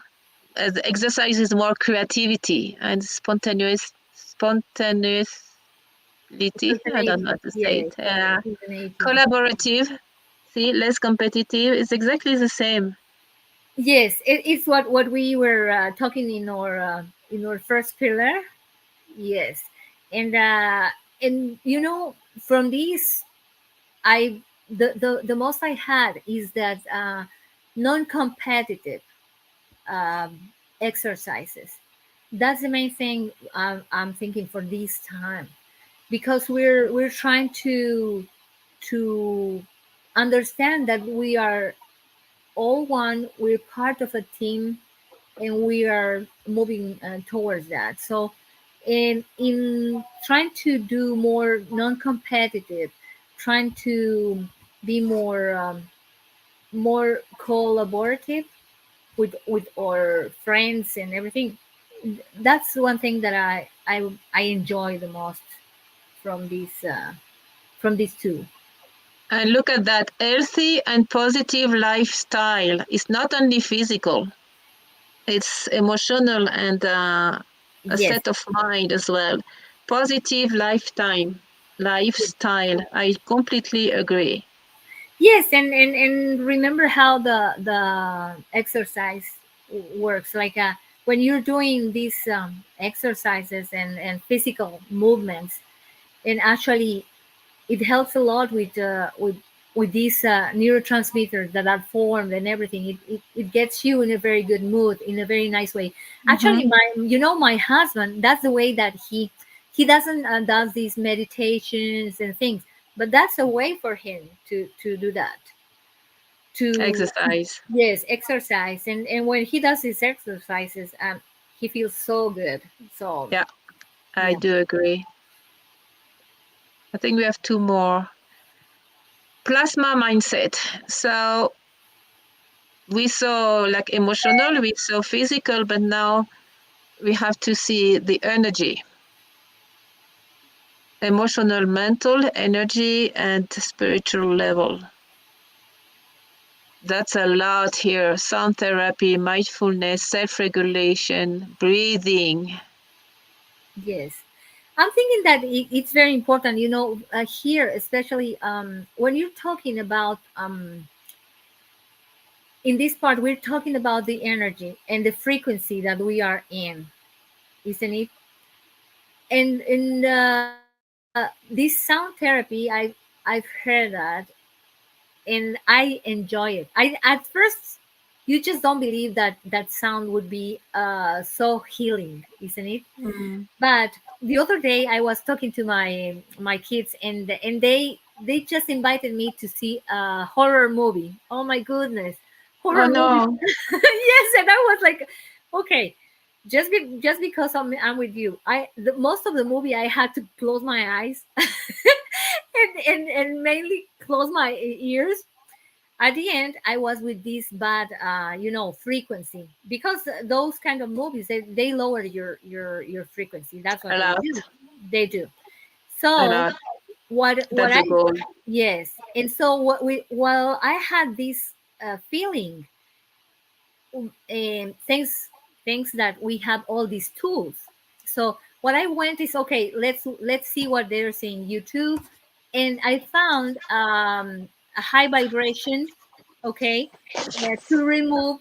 They said bad energies. Of course, it's low frequency energies. So, and that's what I did. I just put these kind of vibration, high vibration music, and immediately I was like clean, like refreshed, because all this high vibration music just removed all that other frequency that I had. So I'm thinking that this knowing this is very important, because right now at this point in humanity we have tons of tools that we are not aware of, in as well as this healing music, the mindfulness. We have um, all these practices that we can do at home. Like trying to just not be reactive, as they said in practice response instead of reaction. Not be reactive. Just think a little and be kind of responsible and caring and loving, instead of engaging in arguments and things like that. So I'm thinking that there's some things that we can do to keep that mindset in a very high vibration. Yep. There is one I really like, the importance of breathing. Yes. Learning to how to de-stress, get your chi or energy back. This will raise the pH levels. That's very important to have an alkaline pH. I don't know pH in English. Yes. pH the same, right? Yes. Better gut functions, clear head. That's amazing. And Yes. going beyond the limit of the human body and freedom. This is just by breathing consciously. And there is Yes. so many exercise about breathing. And the exercise too, you have to be concentrate on your Yes. breath, When on you your do breath. yoga, they teach you. It's a very good practice for breathing Or even and run. I exercise. run every morning and I have to be conscious of my breathing because first, Yes. I am in a very high altitude, almost 4,000 meters. And Oh my second, I'm not that young, so I have to constantly breathe consciously. God. It's Yes. great. It's And great. And you are also, right. Endorphins, serotonins, dopamines. I mean, you get so much yes. those neurotransmitters of satisfaction and wellness. Hmm. Yes. That's And also, complete. I agree with your husband. yeah, yeah, and teach the kids how to remind them to breathe. because sometimes breathing gets very automatic, that you don't remember to breathe deeply, and teach them this conscious breathing, conscious breath, like okay, breathe, but pay attention to your breath. So just a couple of times a day at least. So I'm thinking that is very healing, and besides that, it gets you inside your body. I mean, I'm talking your awareness and your attention inside your body, which helps you heal your whole body. So Hmm. healing is breathing is very important. Yeah. Love, oh my gosh, that's Love is the the key. yes, that's it. And here you have your micro and micro and macro universe with a K. I love it. Yes, that's what I was saying. That's a micro. Conscious positive thought. Yeah. Yes, and meditation is always a great tool, uh, because it helps you connect with your inner self, which is that part that we do not see, isn't it? That part that unites everyone. So, and in that connection, you just get that healing, as well as getting yourself in focus in your breathing. There is breathing meditations, and there's also many kinds of meditations, including active meditations. That's what you do when Correct. you work, Correct. isn't it? Or that's what my husband would do. I prefer to sit and get in silence and get to that part of me, where everything is being created. And actually, I recognize that in that silence is where I can feel, the the essence of everything, and I call it like the fountain of whatever is created. So whenever I get in touch with that, I can bring to the form so many things. So in I'm thinking that it's key. Meditation is it's key for understanding actually what we are, and in that key, if we as parents and as adults, we can do that for ourselves. Of course, we're gonna the kids already know because they come knowing it. But we have to remember that, and keep that safe space for them to do that, and try to have them not to forget that, and not to give our imprint, but let them be in those spaces. So that is very important. Yes. Let's see what we have here. Yes. So the first, I remind you that all these tools are from Argidas Morkunas, and we will see, as we told you, if you can have a special program with him, only on tools.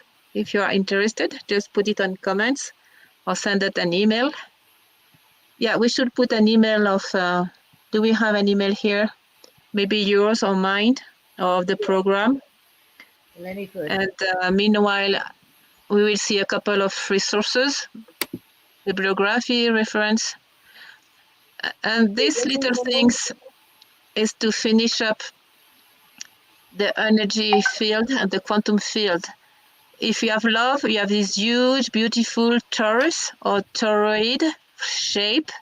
And if we live in fear or anger or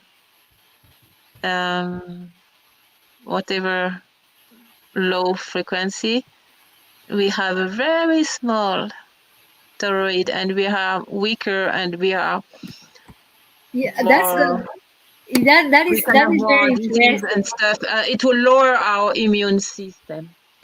Yes, and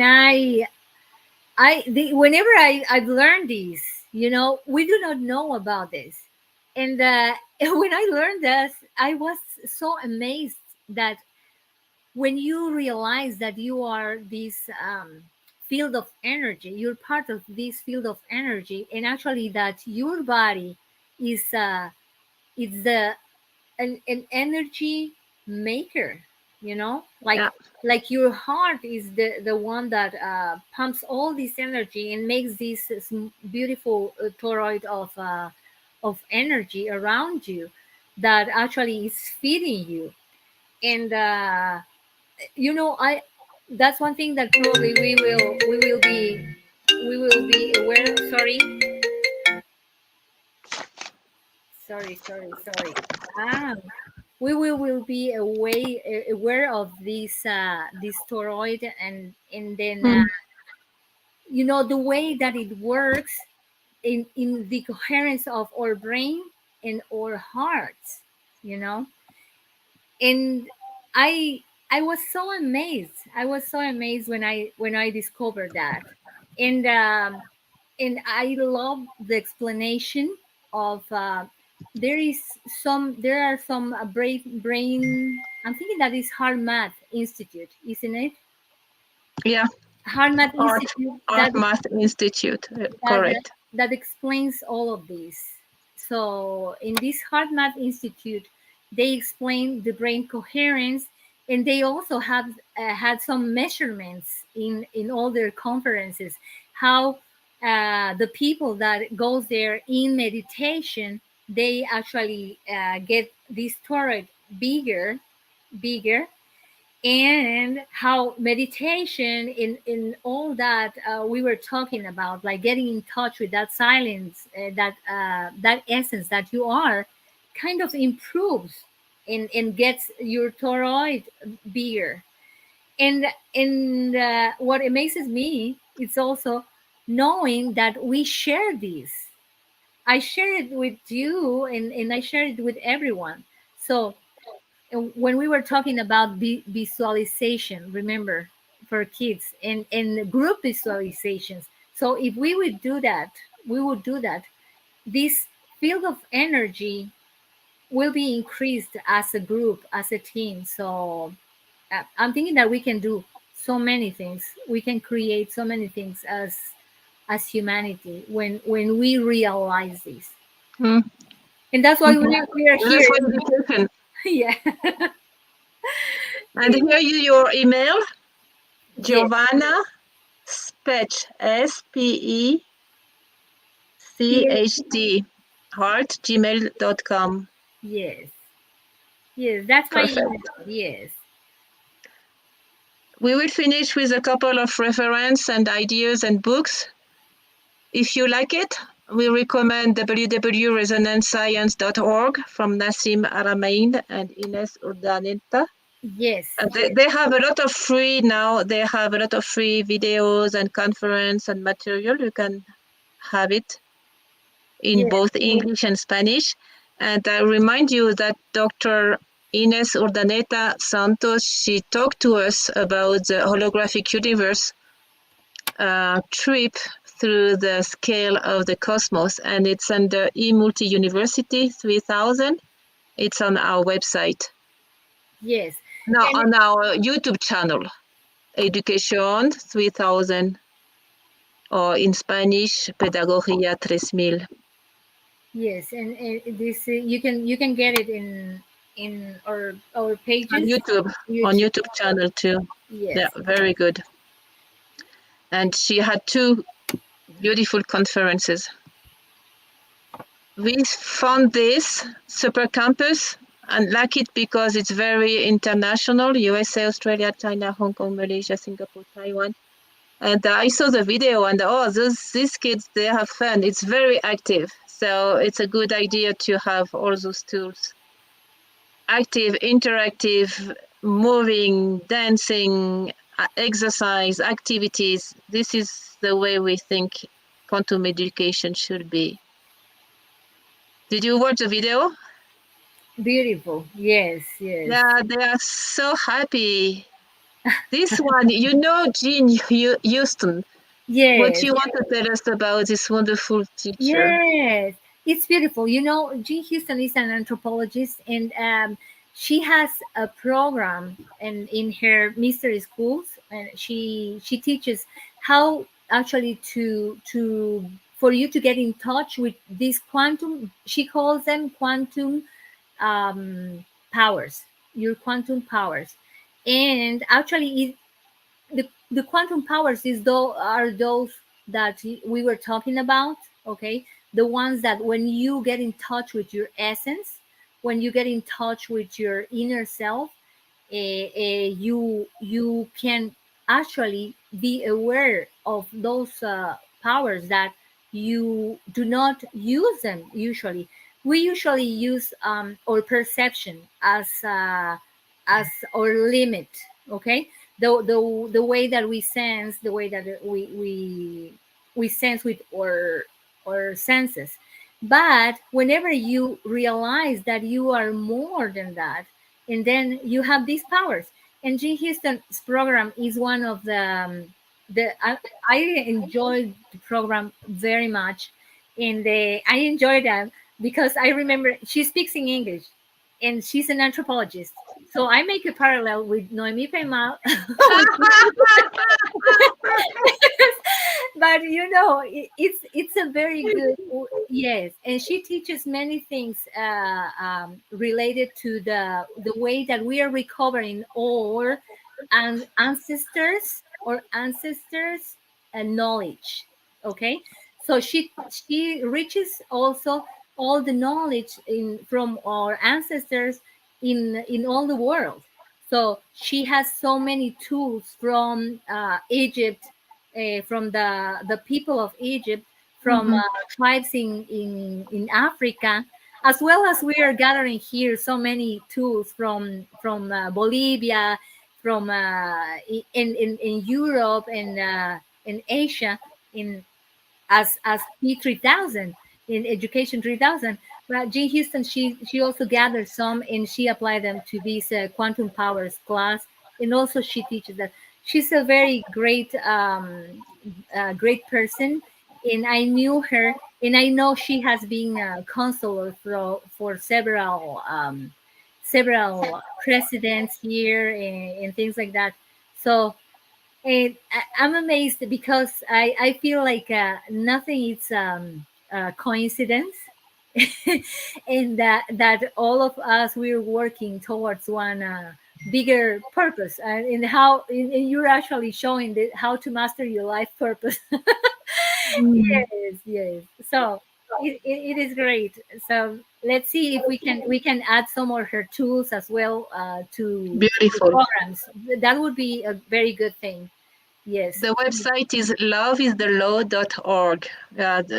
Great title. Yes. Yep.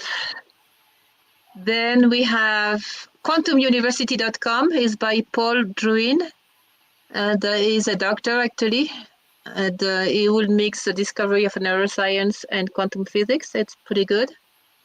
Quantumuniversity.com.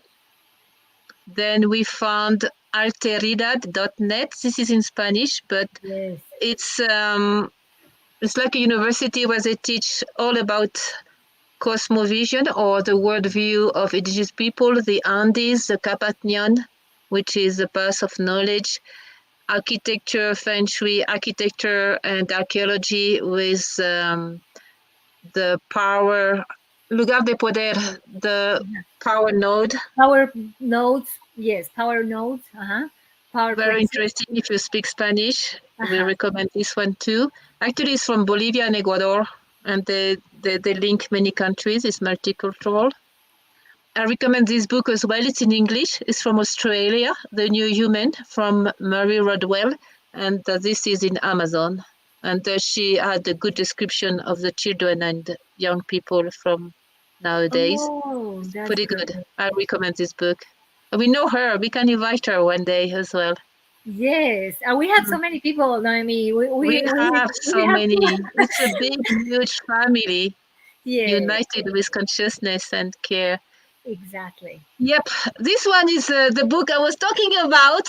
We finished last night. It's on the website on education, 3000.info, and it's called a Quantum Reconnecting Education, exactly as a fourth pillar of the 13 Pillar Society. So it's small, it's a pocket book, it's easy to read, it's fast. You can download, share, it's left, right, meaning you can photocopy, you can give it, you just mention the authors and the source, and that's all. Yes. So I'm very proud of this book. I want to thank the translation team. They work very hard to have it on time and to proofread, and the designer, Sergio Laura.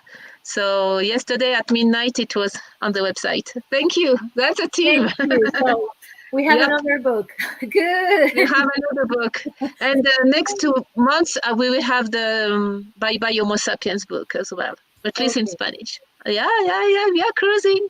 Perfect. Remind you the previous book, the Multi-U for Peace. So this book is in English, and you have a lot of tips on education for the universities. And it's as well on the same website. What do we have here? Thank you very much. And the website. And I will put your email here as well. education3000.info. Wow. That's for 2 hours. We are on for 2 hours and we still have a small video. Yes.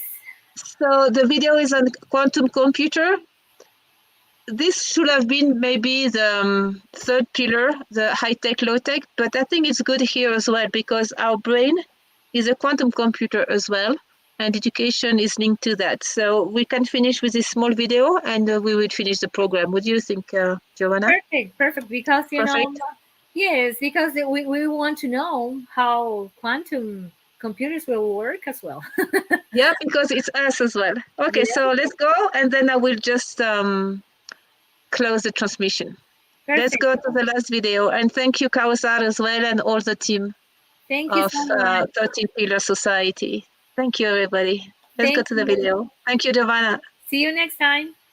And on YouTube explaining quantum computers, but frankly, they're all pretty advanced and pretty confusing. So I'm going to try and boil it down in an easy to understand way. Okay, so we all know that normal computers uses bits, zeros and ones for data and processing. So for example, if I have 4 bits in a row, I can represent a bunch of numbers. For example, 0000, 0001, 0010, and so forth. And I can keep on going.